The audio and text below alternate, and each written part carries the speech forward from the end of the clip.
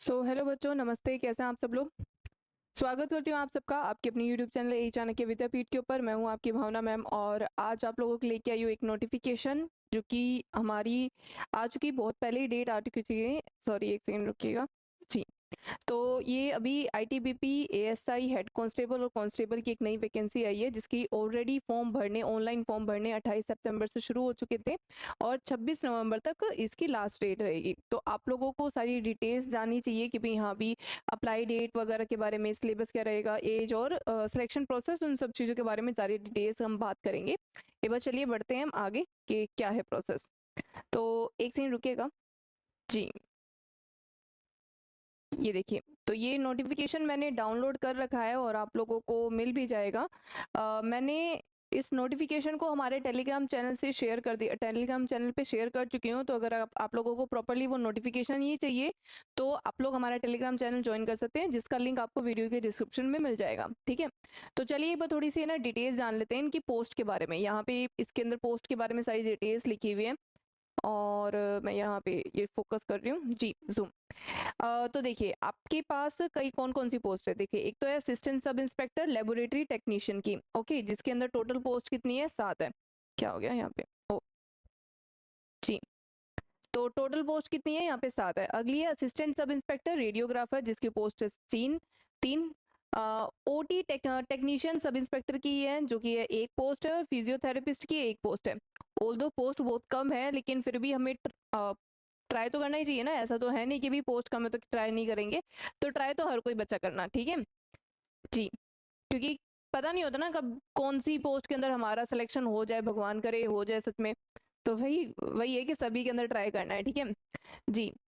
Head constable की है, अरे यार, head constable central sterilisation room assistant, CSR assistant की आपकी पोस्ट है, एक है। कांस्टेबल पियून की पोस्ट है, एक है। जो कि उसके बाद में कांस्टेबल टेलीफोन ऑपरेटर कम रिसेप्शनिस्ट की है, 2 पोस्ट है। कांस्टेबल ड्रेसर की है 3 पोस्ट है। और कांस्टेबल लाइनर कीपर की है हमारे पास 1 पोस्ट है। तो टोटल कुल मिला के पोस्ट है 20, ओके। ये आपको अगर इसका रिक्रूटमेंट और वाली मतलब जो भी इसकी नोटिस चाहिए तो http रिक्रूटमेंट ITBP police.nic.in पे वेबसाइट पे मिल जाएगा। अब देखिए इसके बारे में सारी डिटेल आगे लिखी हुई है कि कौन कौन पर्सन जो है इसको अप्लाई कर सकता है। तो थोड़ा सा अगेन जूम आउट कर लेते हैं थोड़ा सा जी। अब देखो, ये आप लोगों को दिखाई दे रहा होगा। तो देखो, सबसे पहले है assistant sub inspector laboratory technician. अब देखो इसके अंदर 20 एज कितनी चाहिए? 20 से लेकर 28 साल। 20 से लेकर 28 साल चाहिए। तो बच्चे आप लोगों को सबसे पहली बात के जी 10th पास होना चाहिए। 10th पास किसके अंदर? फिजिक्स, केमिस्ट्री और बायोलॉजी के अंदर। अब लेबोरेटरी असिस्टेंट से तो ये तो मांगेगा। उसके साथ में डिप्लोमा होना चाहिए आपके पास किसका? मेडिकल लेबोरेटरी टेक्नोलॉजी का, कोई भी रिकॉग्नाइज इंस्टीट्यूशन से, ठीक है। और 1 साल का एज ए लेबोरेटरी टेक्नीशियन का आपके पास क्या होना चाहिए? एक्सपीरियंस होना चाहिए। उसके बाद में आपके पास है रेडियोग्राफर का, जो कि 20 से लेकर 28 साल की उम्र के मांग रखी है। सीनियर सेकेंडरी सर्टिफिकेट है आपके पास, मतलब वही 10th +2 पास होना चाहिए फिजिक्स, केमिस्ट्री और बायोलॉजी के अंदर। फिर बाद में रेडियो डायग्नोसिस जो है उसका आप लोगों के पास डिप्लोमा होना चाहिए। कोई भी सेंट्रल या स्टेट गवर्नमेंट के अंडर कोई इंस्टीट्यूशन होना चाहिए, उसके अंदर आपके पास डिप्लोमा होना चाहिए। और 1 साल का डिजायरेबल एक्सपीरियंस होना चाहिए। अच्छा, यहाँ पे डेट भी बता रखी है, एज और रिलैक्सेशन की भी। बच्चों, दो आप लोगों के पास जो डेट चुनने की मतलब गिनी जाएगी, कब से आप लोगों की डेट गिनी जाएगी, तो वो 26/11/2024 से गिनी जाएगी। और आपकी डेट कितनी होनी चाहिए? डेट होनी चाहिए कि आपका जन्म जो है वो 27/11/1996 से कम नहीं होना चाहिए और 26/11/2004 से ज्यादा नहीं होना चाहिए। यानी कि आपका जन्म 26/11/2004 से बाद में नहीं होना चाहिए और 27/11/1996 से पहले नहीं होना चाहिए। तो ये पूरा हमारा प्रोसेस है।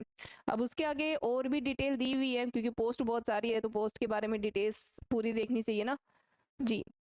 तो और पोस्ट की डिटेल देख लेते हैं एक बार जी। ये देखिए, सबसे पहले फिर इसके बाद में 3rd नंबर पे असिस्टेंट सब इंस्पेक्टर फिजियोथेरेपिस्ट। अब फिजियोथेरेपिस्ट में क्या है? 18 से लेकर 25 साल की उम्र होनी चाहिए आपके पास। 12th पास एग्जामिनेशन होना चाहिए आपका कोई भी यूनिवर्सिटी या बोर्ड से। फिर बाद में आप लोगों के पास डिप्लोमा होना चाहिए फिजियोथेरेपिस्ट का, कोई भी सेंट्रल या स्टेट गवर्नमेंट के किसी भी इंस्टीट्यूशन के अंदर आपका 1 साल का डिप्लोमा होना जरूरी है, ठीक है। फिर बाद में assistant sub inspector OT technician, ठीक है, जनरल सेंटर सर्विस के अंदर आता है और ग्रुप सी के अंदर नॉन गेजेटेड पोस्ट है।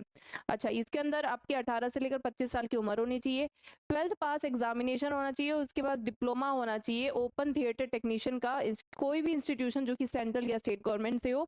फिर उसके बाद में आता है हेड कांस्टेबल, हेड कांस्टेबल का, अरे यार यहाँ पे भूल जाती हूँ मैं जी, हेड कांस्टेबल का, हेड कांस्टेबल किसके अंदर, सेंट्रल स्टरलाइजेशन रूम असिस्टेंट के अंदर। अब इसकी उम्र कितनी है, 18 से लेकर 25 साल बोल रखी है, और आपका 12th पास होना चाहिए कोई भी साइंस फील्ड से, ठीक है, और रिकॉग्नाइज बोर्ड मतलब कोई भी हमारा अच्छे से यूनिवर्सिटी या कॉलेज से आपका 12th पास होना चाहिए। उसके साथ में आपका सर्टिफिकेट होना चाहिए सेंट्रल स्टरलाइजेशन रूम असिस्टेंट्स का, ओके, जो भी इंस्टीट्यूशन में आपका पास जो सर्टिफिकेट है उसका डिप्लोमा बेसिकली, तो उसका वो सेंट्रल या स्टेट गवर्नमेंट के अंडर ही होना चाहिए, ओके जी।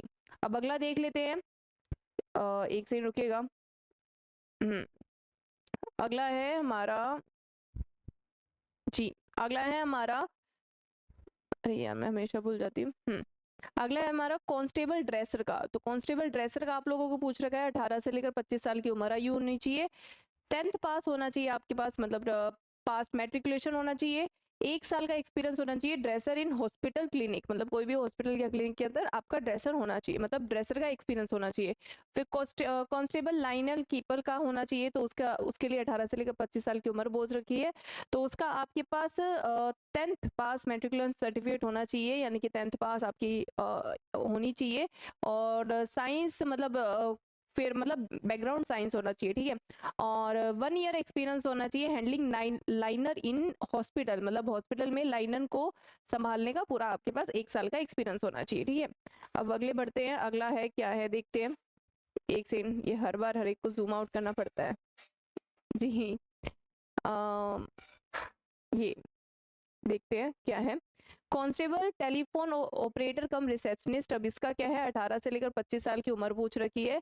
तो अब देखो इसके अंदर 10 साल का तो आपके पास मतलब 10th पास सर्टिफिकेट होना चाहिए, उसके बाद में 1 साल का एक्सपीरियंस होना चाहिए किसके अंदर, टेलीफोन ऑपरेटर इन ऑफिस या फिर किसी भी ऑफिस में या फिर हॉस्पिटल हैविंग, जिसके अंदर टेलीफोन एक्सचेंज कितने होना चाहिए, 50 लाइनों का पीबीएक्स सिस्टम वर्किंग नॉलेज होना चाहिए टेलीफोन लाइनिंग का, ठीक है।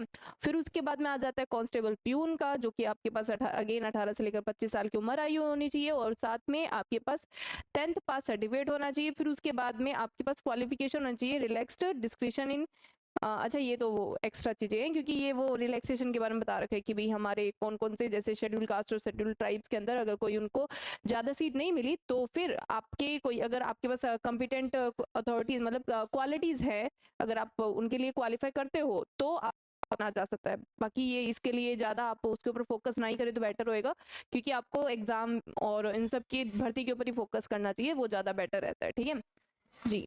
और ये अगेन वही बता रखा है कि कौन कौन एलिजिबल है, यानी कि मतलब आपकी एज आयु जो है वो मिनिमम मतलब इससे कम नहीं होनी चाहिए और 2006 से ज़्यादा नहीं होनी चाहिए, उन सब चीज़ों के लिए, ठीक है जी।